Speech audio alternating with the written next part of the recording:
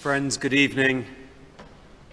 I would like to say welcome to the West London Synagogue of British Jews, but I'm sure for you the word welcome is as bittersweet as it is for me to be standing up here today as Robin's rabbi. I want to acknowledge those of you who are here in person, including Robin's nephews who flew over from Seattle and Israel to be with us across this long and very difficult weekend. I want to also acknowledge those of us who are online, and especially Robin's friends and extended family joining us from Australia and America. We are all unified here in this synagogue in our grief. West London and Robin Michelson went hand in hand. This was his synagogue throughout his life, and even after marriage, he made sure that this remained his synagogue, and he grew our membership too. And as you can see from our front few rows, he really grew our membership. I want to pay tribute to one particular quality of Robin's before we have all the other tributes throughout this memorial Shiva. I want you to think back to the pandemic, to the year 2020, when people were terrified. Some wouldn't leave their homes. We decided to have an in-person High Holy Days here, but keep the numbers very small. And we asked members of this community if they would like to attend at their own risk and lead a part of the service with us. Carol and Robin didn't even hesitate to say yes. They agreed to help us to lead the Ne'ilah part of the service, which comes after the Yizkor Memorial Prayers. And when a few days before the High Holy Days it looked as if we might be going into another lockdown, and we said, would you come in and pre-record? Again, they didn't hesitate.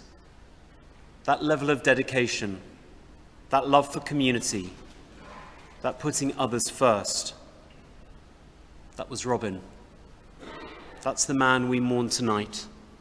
That's the man whose memories we are going to celebrate with prayer, with music, with word, and a little later with food and indeed with wine.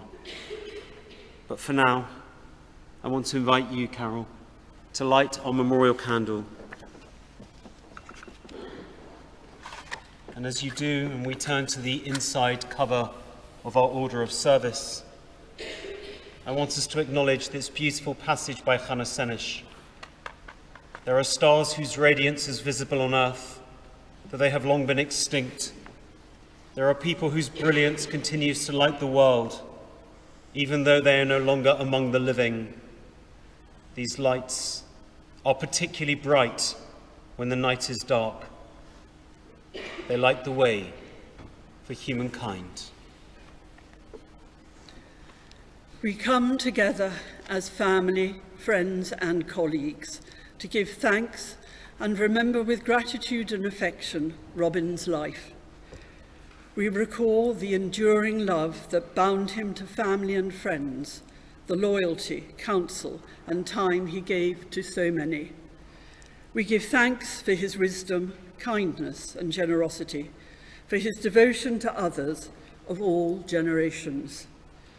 We are grateful for the years of a long and well-lived life, his optimism and hope, his conscientious approach to work, his nurturing of younger generations, his open heart, modesty, integrity, and sense of humour.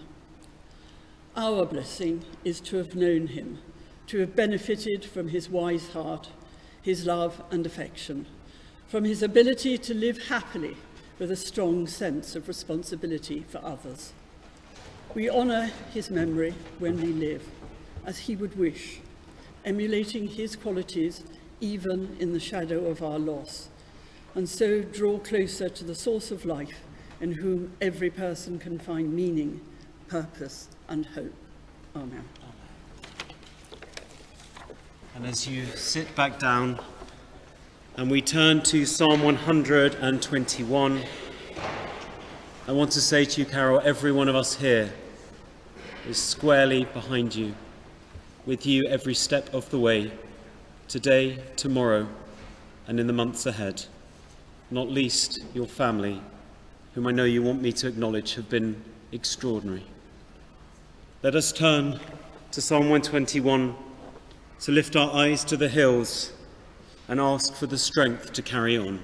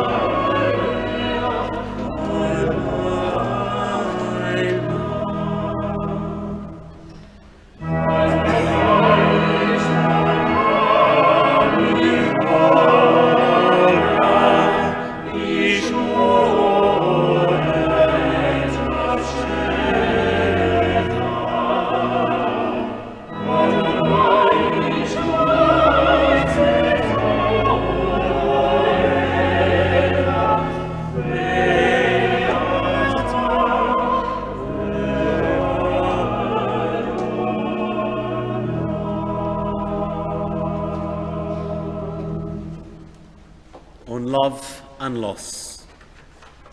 'Tis a fearful thing to love what death can touch, a fearful thing to love, to hope, to dream, to be, and oh, to lose. A thing for fools this, and a holy thing to love. For your life has lived in me. Your laugh once lifted me. Your word was gift to me. To remember all this brings painful joy. 'Tis a human thing, love, a holy thing, to love what death has touched. We rise for the Baruch.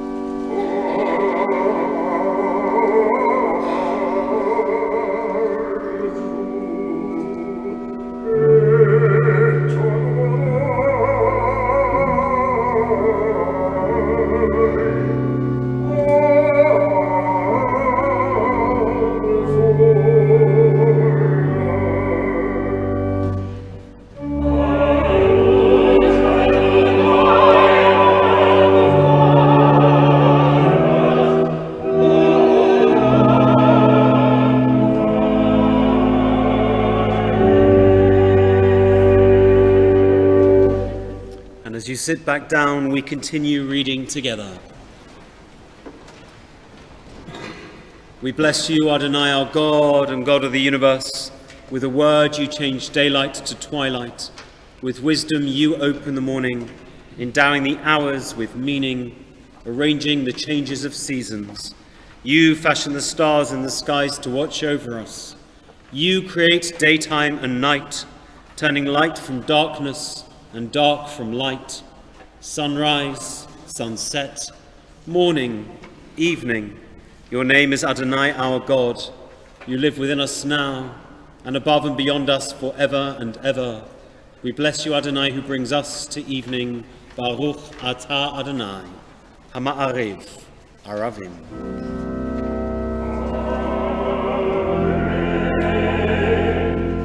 Could I ask you to rise for the Shema?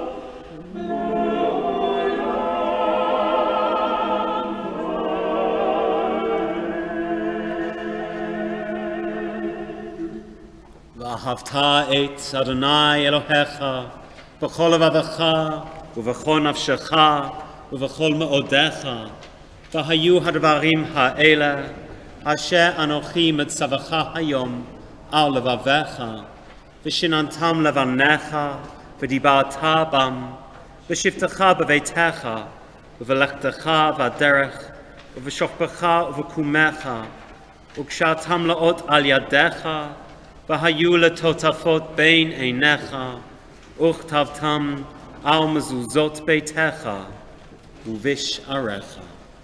Please do sit down. למען תזכרו ועשיתם את כל מצוותיי, והייתם קדושים לאלוהיכם.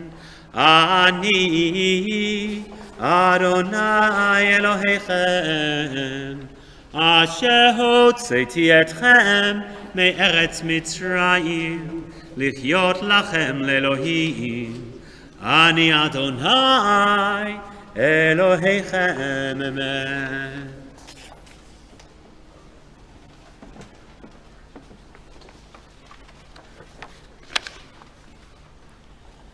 Robin was a unique and very special person.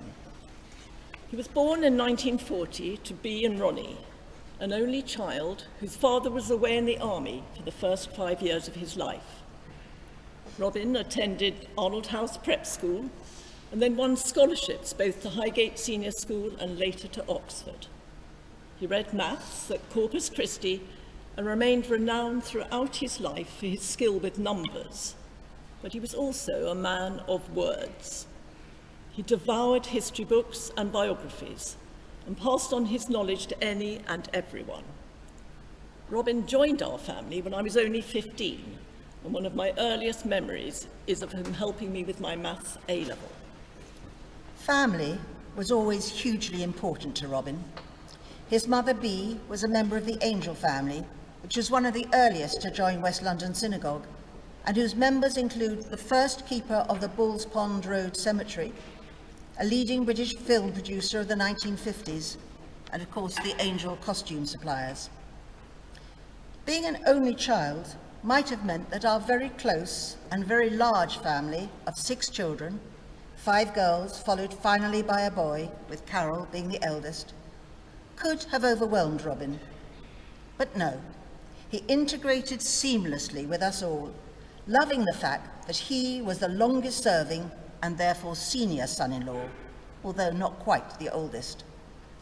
As our Friday nights grew larger and noisier, Robin may have needed to raise the volume of his voice, but he always managed to be heard. His adoption of the Day family went far beyond just joining us on family events. He shared in the work of the research of the family tree and very quickly became the go-to for information on who was related to whom and how. He always thought it very amusing that he knew more about our relatives than we did ourselves. And of course, he was the most amazing uncle and great-uncle and godfather to the growing number of nephews and nieces and their offspring. He was genuinely interested in their studies and career achievement, giving them advice about travel and taking them out to meals and even on overseas trips. It was a relationship treasured by both sides, and one in which the nephews and nieces will greatly miss. Of course, most importantly, Robin's love and devotion to Carol was absolute. They were married in Hampstead Synagogue, where our family belonged at the time, in January 1967. But immediately after the wedding, Carol joined Robin here at West London Synagogue, where they could sit together and where women enjoyed equality with men, something which was very important to both of them. He was Carol's regular chauffeur, driving her both to and from the British Museum, Joe Hotung's office, or anywhere else she wanted to go. He did the shopping and some of the cooking, and Carol remained the centre of his life throughout the 56 years of their happy marriage. They made a great partnership and a role model for us all. Indeed, Robin was hugely proud of Carol's museum life, and he shared in this as much as was possible. After graduating, Robin went on to have a successful career as an actuary, qualifying out in Australia with the Colonial Mutual, having grabbed this opportunity to travel overseas with open arms. This thrill for travel lasted all Robin's life. His actuarial career led to him being appointed Master of the Worshipful Company of Actuaries in 2002. But this was only the first of the many paths he subsequently followed when he retired from full-time work. He went on to contribute to so many different fields, sitting on charitable committees, including the World Union of Progressive Jewry, the Burial Committee of West London Synagogue, Sunridge Court, an old people's home, the London Topographical Society, and the City of London Guides Association. One characteristic for which Robin was well known was his passion and insatiable desire for knowledge. He regularly took out 3 major tomes a week from the library and actually read and remembered them. Indeed, it's rumoured that the library in Kensington only stayed open because of him. And he always wanted to share his knowledge, so selected people would regularly receive cut-out articles on various subjects that he thought would be of interest to them, and he was usually right. Robin wasn't a competitive person, usually, except when competing in word and number games at which he excelled. He performed on Countdown on television and actually won the televised Scrabble competition. He was also a great bridge player. Pre-pandemic, he savoured regular bridge evenings, and during the pandemic, despite being a total technophobe, his determination to continue playing bridge enabled him to have several weekly online bridge games. Robin probably found the period after he had retired from his actuarial career as one of the most satisfying of all. Firstly, he was delighted to be offered an academic actuarial role at City University, where for a considerable number of years he was a very popular lecturer in actuarial studies, as well as taking students on tours of the major London city institutions. Additionally, Robin qualified as a City of London guide, which enabled him to combine his knowledge of and fascination with both history and geography. Over the next many years, he led countless followers around the City of London and beyond, teaching them about the structure of buildings and the history of the areas. Robin was a natural teacher, and from my A-level maths through to the source and length of a river, anyone lucky enough to be with him never failed to go home better informed. In 2008, Robin organised an incredibly successful exhibition at the Guildhall, covering the very specialised area of London objects which had been moved from their original London home to other parts of the country, or even overseas. As Robin would have wholeheartedly agreed, to quote Samuel Johnson, "When a man is tired of London, he is tired of life." Robin's love of travel, combined with his interest in Jewish history, drove him in yet another direction, helping Jewish family and friends trace their roots across Eastern Europe. Robin led many groups to Lithuania, Latvia, Estonia, Russia, and Poland, after first completing hours and hours of personal research on their behalf. Not only were these trips hugely instructive, but they were also very sociable, and he remained friends with nearly all of his fellow travellers for the rest of his life.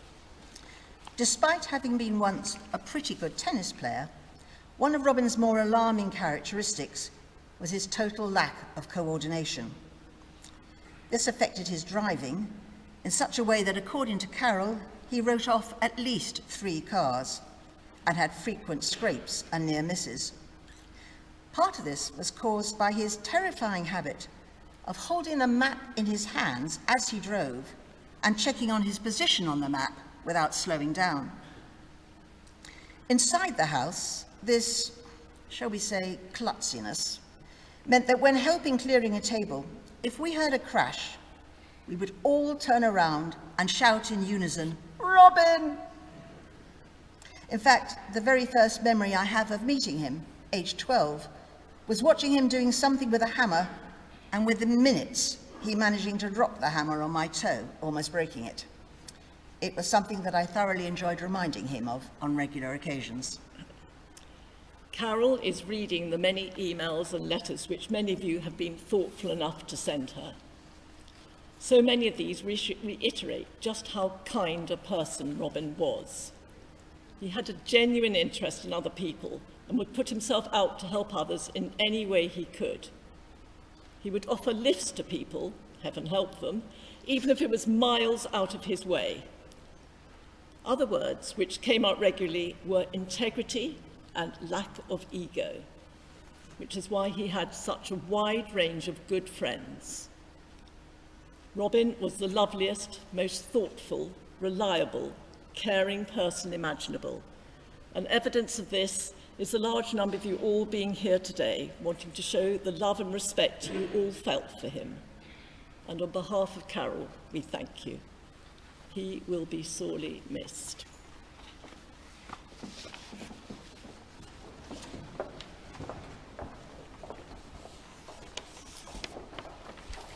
We continue our evening prayers with Micha Mocha in the middle of page 4.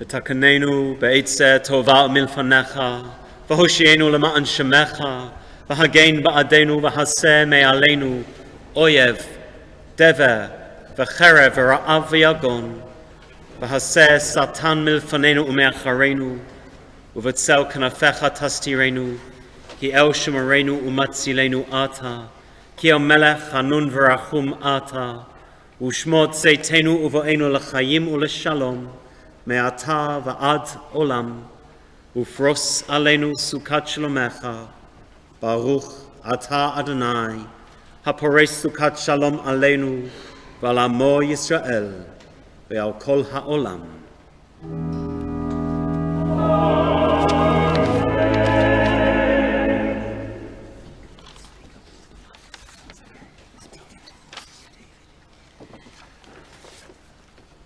Following the tragedy last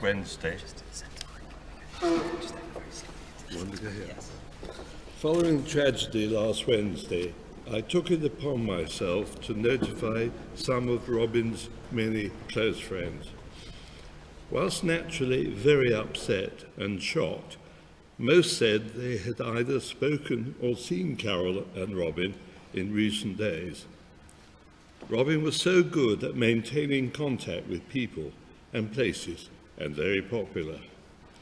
It was interesting that hardly anyone I contacted was aware of the terrible event. It illustrates how diminished the Bush Telegraph is already without Robin to convey news. At Oxford, I recall a dinner of 4 of us, impoverished undergraduates, including Robin, at the Lamb Inn, Burford. Strengthened by a mere half bottle of wine, a small size that horrified the wine waiter, we had a wager on the order in which we would get married. I think Robin was voted second or third. Neither of us had any idea that he and I would marry 2 sisters. Incidentally, at our wedding, when Robin was an usher, he confessed halfway through the day that he had omitted to take the cap off the front of my cine camera. My wife Prue gave me a t-shirt some years ago. It said, "I don't need Google, my wife knows everything." Well, that could be said of Robin. When Mum mentioned a planned holiday trip, who needed TripAdvisor? Just ask Robin about it. He would then add that, for instance, the Glockenspiel family, now living in Brighton, originally came from that location. He often started his frequent long telephone conversations with, "I met an old friend of yours last night." People that maybe one had long forgotten. He was, of course, an expert on everyone's ancestry, often digging up far-flung, unknown cousins. One knew exactly where one was with Robin. I recall last summer when he was due to visit us in Oxford, scouring the local shops to get his non-alcoholic ginger beer. Later, after one sip, he said, "I have tasted better." Truly a one-off character, and much loved was our Robin. Multi-talented, a lovely man. We shall miss him terribly. Ah, Robin, you will be greatly missed by the Day family.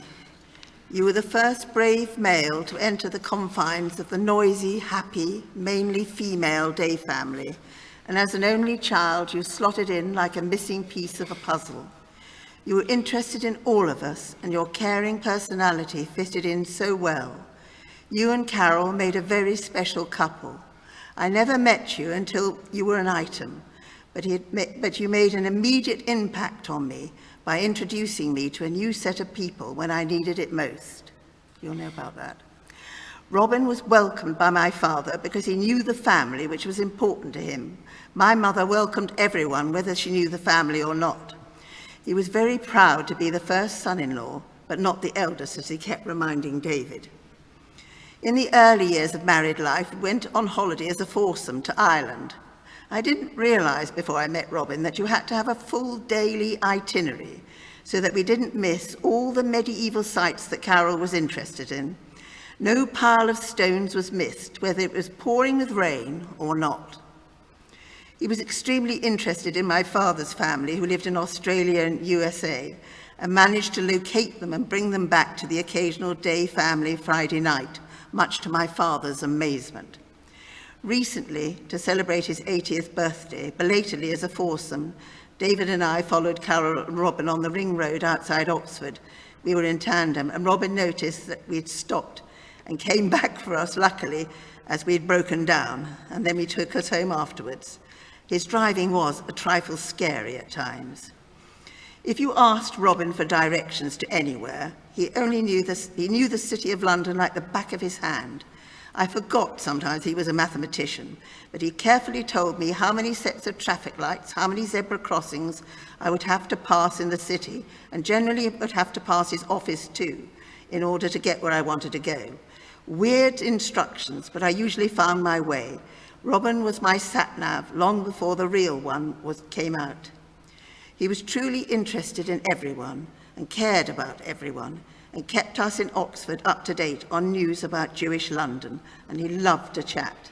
He will be hugely missed by all of us, by our children, grandchildren, and he made Carol so very happy and supported her in all her endeavours.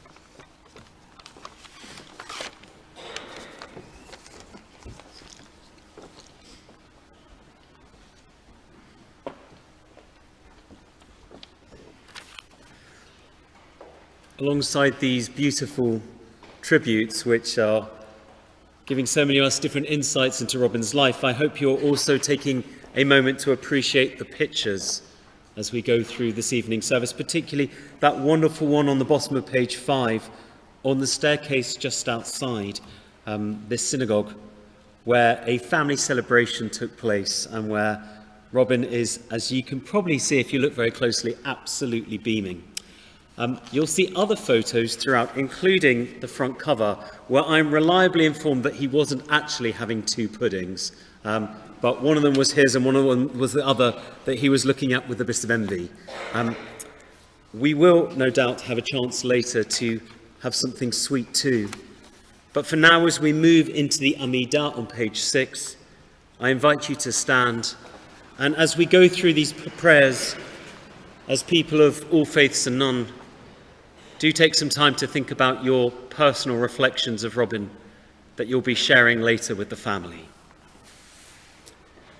Adonai sefatai tiftach, ufi yagid tehilatecha, baruch atah Adonai, Eloheinu ve'Elohei avotenu, ve'Elohei imotenu, Elohei Avraham, Elohei Sarah, Elohei Yitzchak, Elohei Rivka, ve'Elohei Yaakov, Elohei Rachel, ve'Elohei Leah, Ha'el Hagadol Hagibor v'Hanora, El Elyon, Gomel Chasadim Tovim, Konei Hakol, v'Zocher Chastei Avot ve'Imahot, U'mevi Goel Livnei v'Nehem, L'ma'an Shemo ba'ahava, Melech Ozeh U'Moshia U'Magen, Baruch Atah Adonai, Magen Avraham, Poked Sarah.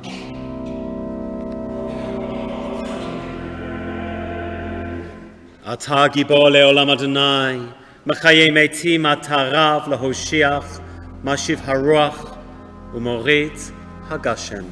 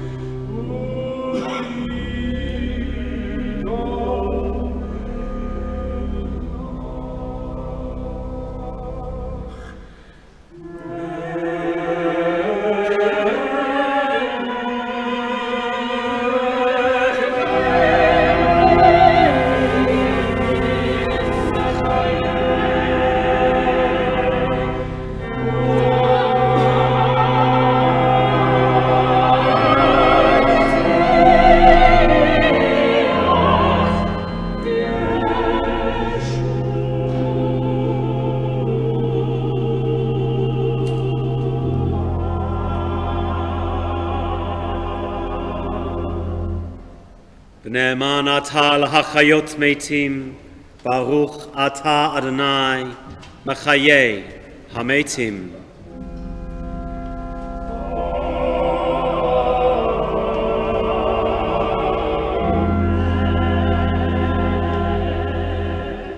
Ata kadosh v'shimcha kadosh, u'kdoshim b'chol yom yahalalucha sela, Baruch ata Adonai, ha'el hakadosh. I invite you now, as we continue in silence, to remain standing or seated as you prefer. We'll take a few moments for our own thoughts.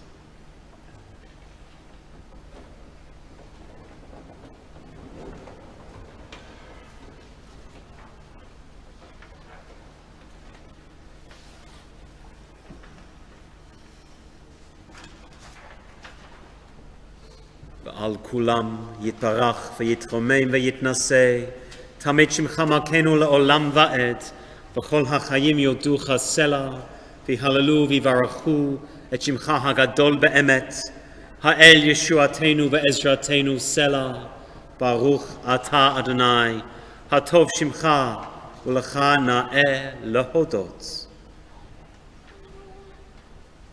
We come to our prayers for healing, and we pause now to name aloud or in our hearts those who at this time are unwell. And I invite you, if there's someone in your life battling an illness at this moment, to think of them now. Misha berach avotenu makor habracha le'imotenu. May the one who blessed our fathers, the source of blessing for our mothers, support our loved ones during their time of illness.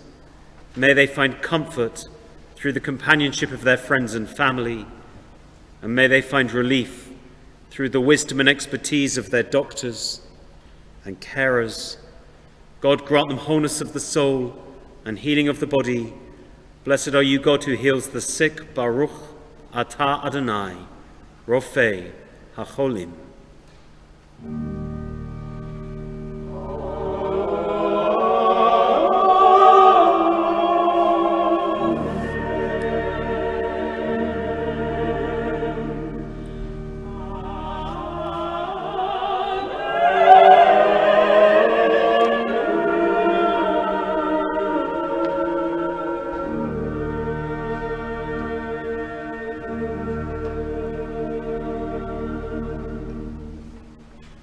We come to our evening prayer for peace, but those of you who are regulars in synagogue will notice that this is the morning prayer, not the evening prayer for peace.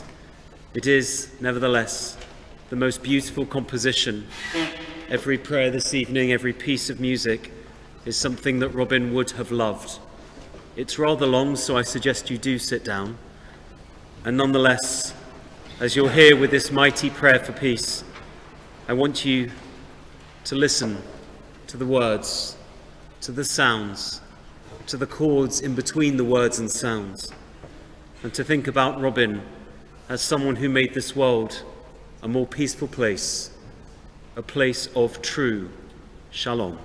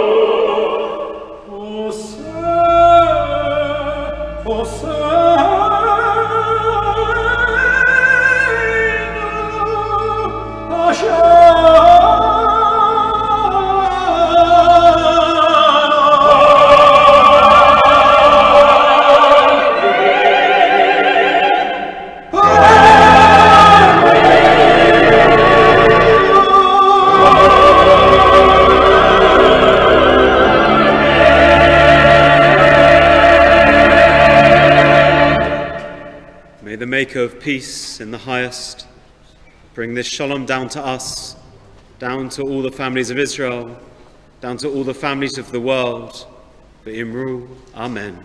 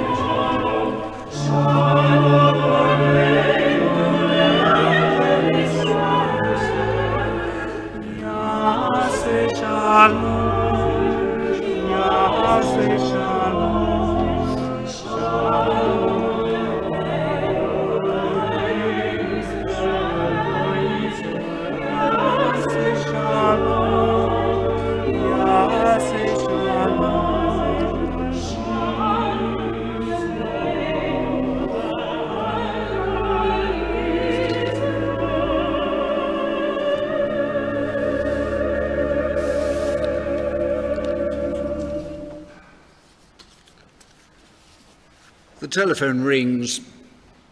Hello, Simon. Robin here. Hello, Robin. What's new? Well, Simon, I think I might have done something silly with my computer. Oh, Robin, surely not.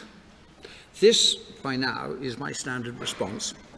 And if I had a fiver for every time Robin and I had that conversation, I'd be considerably less poor than I am now. The telephone rings. Hello, Simon. Robin here. Hello, Robin. What's new? I'm bringing my car up to the garage in Hendon where I bought it, and I wondered if you could meet me, take me back to your house for a cup of coffee, and then take me back to the garage again. What's the trouble, Robin?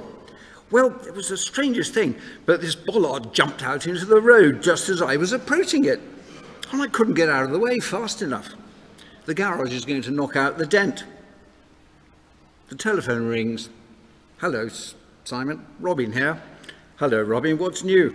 Well, I wonder if you could come over with your toolbox. I was trying to change the bulb in one of our bedside lights, and I've managed to pull the whole fitting out of the wall.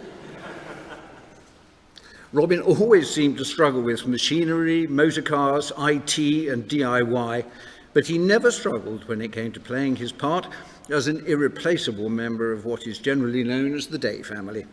Like me, Robin was an only child, and he and I often agreed that we were extremely lucky to have joined what really is a quite extraordinary family, both in terms of its size and the people who make it up. Mention has already been made of Robin's encyclopedic knowledge of the Day family tree, knowledge that was founded on his love for every member of the family. He threw himself into family activities with huge gusto, and would be just as much at home talking to a 5-year-old as he would talking to one of us alta cuccas, recently referred to by my son as crumblies.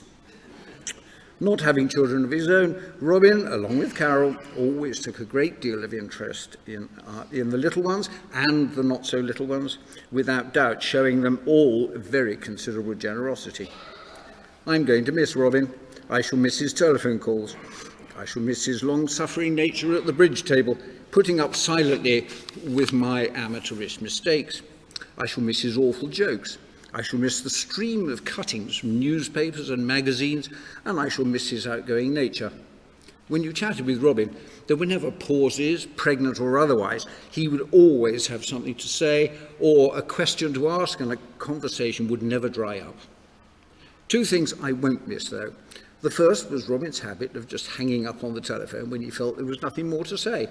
No cheerio, no goodbye, just silence at the other end of the line, leaving one talking to thin air, a void, nothingness. I lost my temper and shouted at him once about this, and he did say a proper goodbye to me on at least 2 occasions before reverting to type and leaving me hanging again. The other thing I won't miss, as has already been mentioned, is his driving. I confess to having dined out on more than one occasion on a story of Robin being pulled over by the police. Evening, sir. Have we had a drink by any chance? No, officer, I don't touch alcohol. Robin was breathalyzed, nevertheless, was found to be clear, of course. Then the policeman asked, "Do you know why we pulled you over, sir?" No, officer, I have absolutely no idea. We pulled you over, sir, because you were weaving all over the road. But, officer, I always drive like that. The policeman was completely flummoxed and was quite lost for words. I consider myself to be very privileged because I was actually with Robin last week as the hospital was preparing him for his ambulance journey to Harefield. He was completely compos mentis, lucid and quite aware of what was going on, so much so that he confessed that whilst he had prepared it, he hadn't quite got round to filing his tax return. Sounds like you need a good accountant, Robin, I said. Do you know any? He said with a twinkle in his eye, I'm not sure I do. A sense of humour, come what may. After knowing from Robin for a little over 50 years, in common with everyone else, I'm going to miss him hugely. We've all lost a wonderful human being.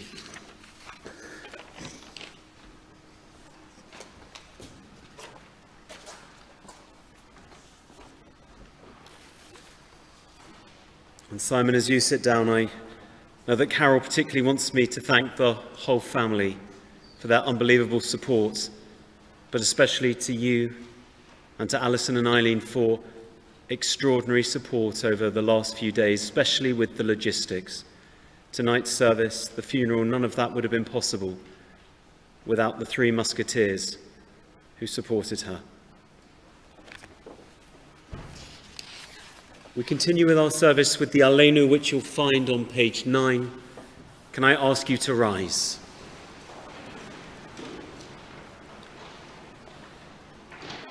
Aleinu leshabeach ladon hakol, lategru la leotzet bereshit, asher bachbanu mikol ha'amim, v'natan lanu et torato, v'anachnu kor'im, ומשתחווים ומודים לפני מלך מלכי המלכים הקדוש ברוך הוא שהוא נוטה שמיים ויוסד הארץ ומשב יקרו בשמיים ממעל ושכינתו זו בגובה מרומים הוא אלוהינו אין עוד אמת מלכנו אפס זולתו ככתוב בתורתו וידעת היום והשבות אל לבביך כי אדוני הוא האלוהים בשמיים ממעל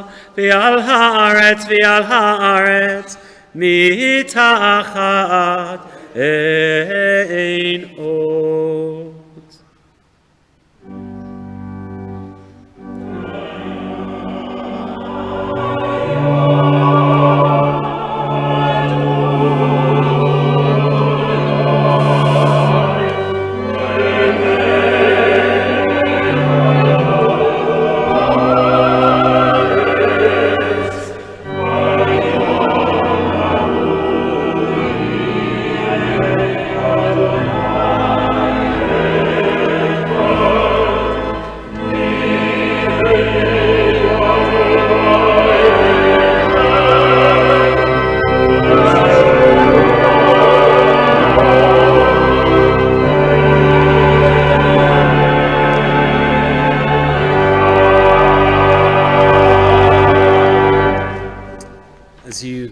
Take your seats. We come to our final tribute, and how fitting that it's the next generation that has the final words.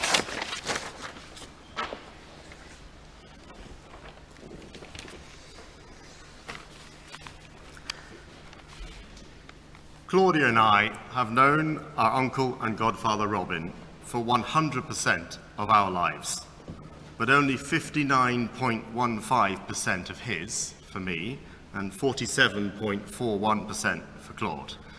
And yes, this does include leap years, a query he would no doubt have asked us to verify. In my childhood, a trip to Cowler Robin's Fordington Roadhouse felt like a global adventure, with hairy masks that terrified my younger brother, long wooden crocodiles in the hallway, and delicate jade items placed sensibly above the reach of little hands. My siblings and I would wreak a trail of destruction on Robin's extensive collection of mathematical puzzles, being somewhat clueless as to how to resolve them, a lifelong passion Robin shared with our cousin Adam and most recently his son Max. Robin was incredibly well-traveled. He'd been to all 7 continents and almost every US state and European country, delighted when recently he finally made it to Albania. Carol relates that he would even dream of future voyages. Robin started traveling while at university, driving buses across America with his friend Roger Van Norden.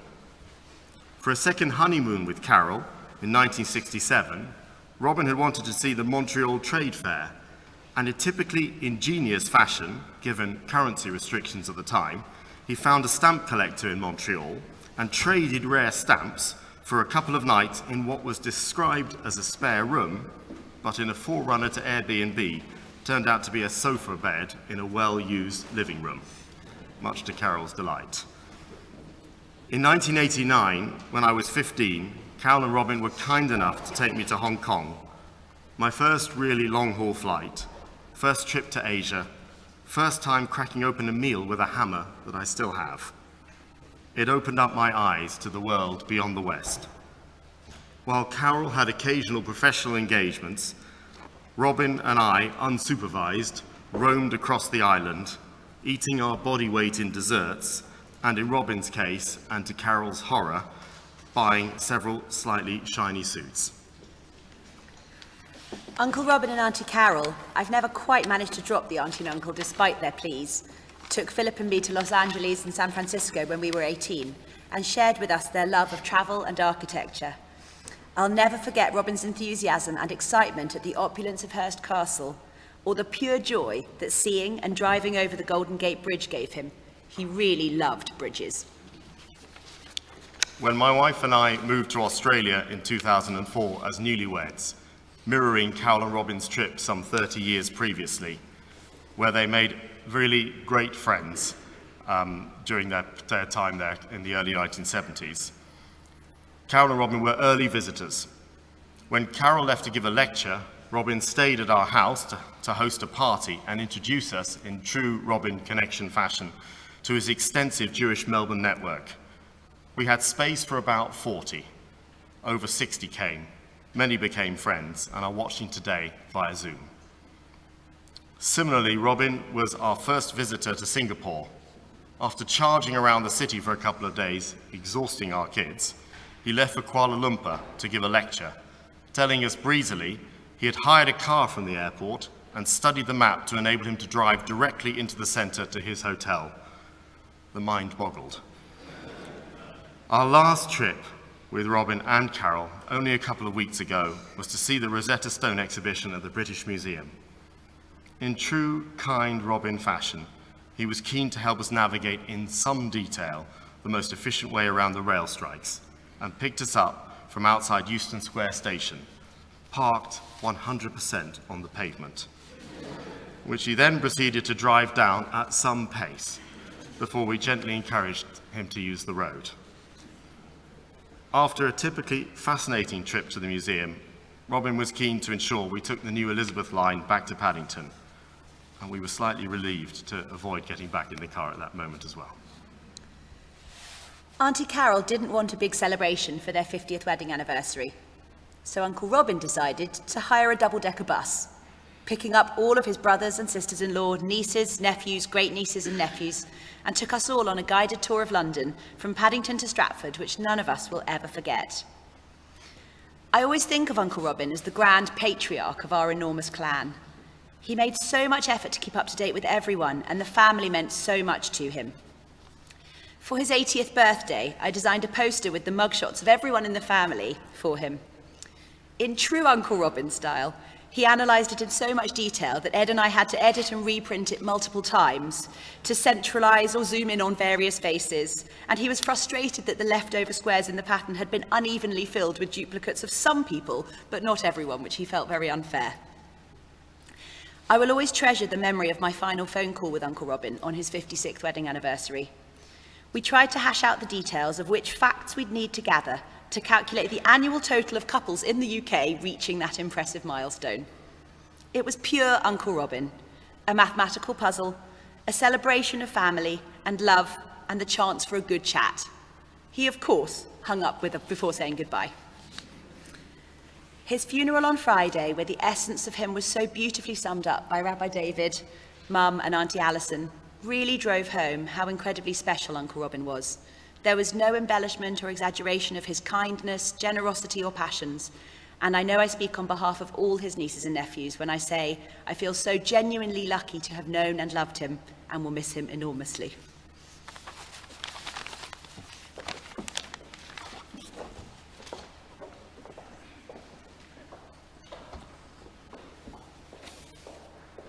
I think I just want to add to that having had the unbelievable privilege of officiating at several weddings for the next generation and baby blessings for the generation after that, Robin's pride at seeing his family walk down the aisle, perhaps stand under a chuppah, or the next generation just being welcomed into the family, that's the part of him I'll never forget.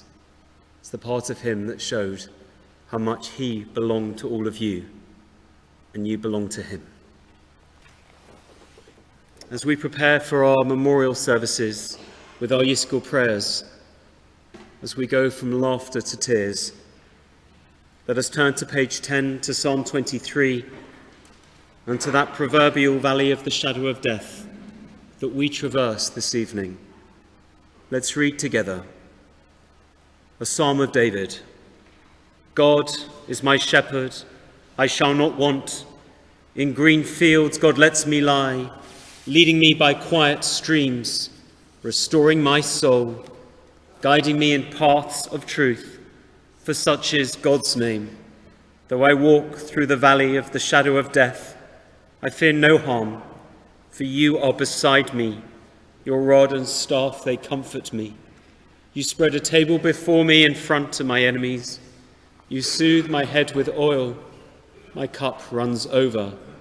Surely goodness and mercy seek me all the days of my life, and I shall dwell in the house of God forever. Ach tova chesed yedafuni, kol yemei chayai, v'shavti beveit Adonai, la'orech yamim. Please rise. Let's continue together at the top of page 11. Our living God, source of all being and fountain of life, what can we say to you?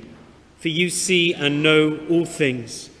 In your wisdom you formed the universe, and in your love you provide for all your creatures.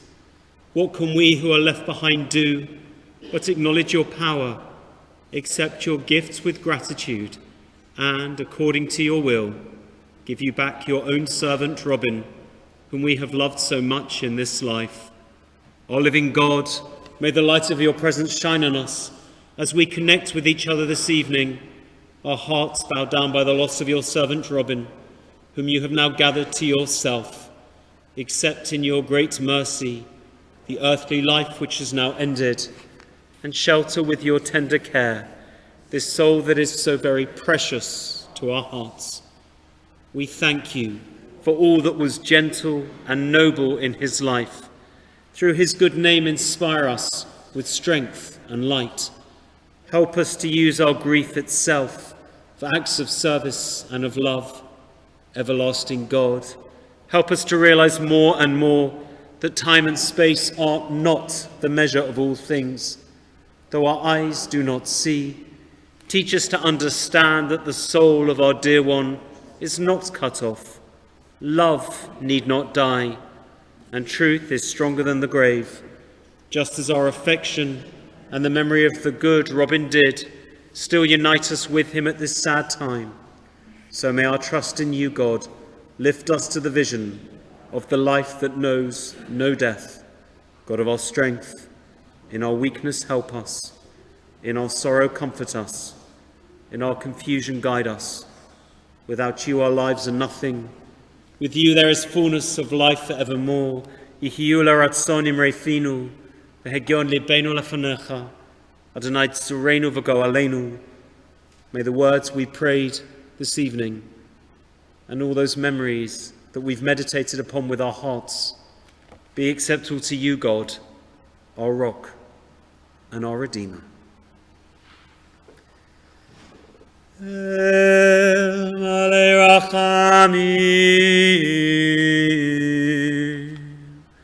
Shochein b'mromi hamotzei menucha nechona tachat kanfei hashechina b'ma'alot kadoshim u'tohorim k'zohar harakia mazhirim et nishmat Rafael ben Ruven ubatya shechalach leolamo ana ba'al harachamim hastirehu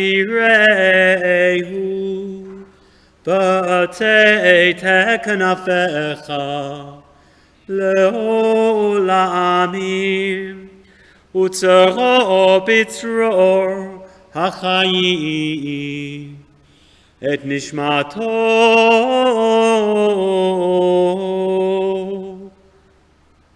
אדוני הוא נחלתו, וינוח בשלום. על משכבו, ונאמר Amen. Source of mercy, cover him in the shelter of your wings forever, and bind his dear soul into the gathering of life. It is God who is Robin's heritage. May his dear soul be at true peace in its place of rest. Amen. On pages 12 and 13, we come to the Mourner's Kaddish in Hebrew and transliterated. I know that Robin would be moved beyond words to hear his family say the Mourner's Kaddish for him together. Yitgadal v'yitkadash Shemei Rabbah. Amen. Be'alma divrach hirutei ve'amlich malchutei b'chayechon u'v'yomechon u'v'chayei dechol beit Yisrael ba'agala u'vizman kariv ve'imru. Amen. Yehei Shmei Rabbah mevorach le'olam u'lolmei almaya. Yitbarach v'yishtabach v'yitpa'ah v'yitromam v'yitnaseh v'tada v'talei v'talal Shmei dekudashah brechu le'ela min kol bechata v'shirata tushbachata v'nechemata diamiran ba'alma v'imru. Amen. Yehei shlama rabba min shemaya v'chayim aleinu v'al kol Yisrael v'imru. Amen. Osei shalom b'mromav hu ya'asei shalom aleinu v'al kol Yisrael v'al kol ha'olam v'imru. Amen. May the one who makes peace in the highest send this shalom down to us, down to all the families of Israel, down to all the families of humanity, and this evening in particular, down to all those families who are heavy-hearted in their mourning. V'imru, and let us say, Amen. Please do sit down.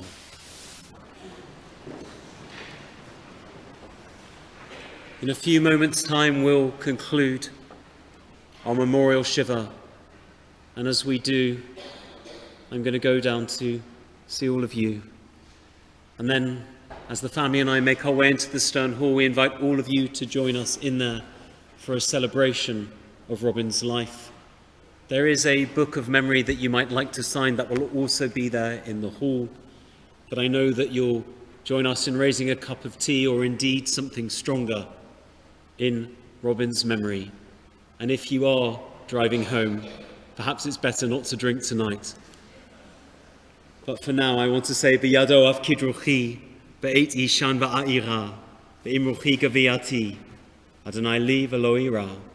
Into God's hand we lay Robin's soul, both when he sleeps and when he wakes again, and with his soul, his body too. His God is close, and we who are left behind, not only will we do our best not to be afraid, we'll continue loving, we'll continue learning, we'll continue finding interesting places all over the city, we'll continue making phone calls, we'll continue offering lifts, we'll continue appreciating the gift of family. To you, dear Carol, to Prue and David, to Irving, and of course remembering the late Avril, to Eileen and Simon, to Alison, and to David, to Jeffrey, to all the nephews and nieces, to all the great nephews and nieces who I believe are mainly tucked up in bed right now, to all of you online, to all of you present, to all the wider family, to all the friends, to all of you who will remember Robin with great affection. We say, Hamakom Yenachem Etchem, B'toch Sha'ah Ha'avelim. May God comfort you, together with all those who mourn. And Zichrono Livracha, may your wonderful memories of an exceptional man be a source of blessing and comfort, now and always. Amen.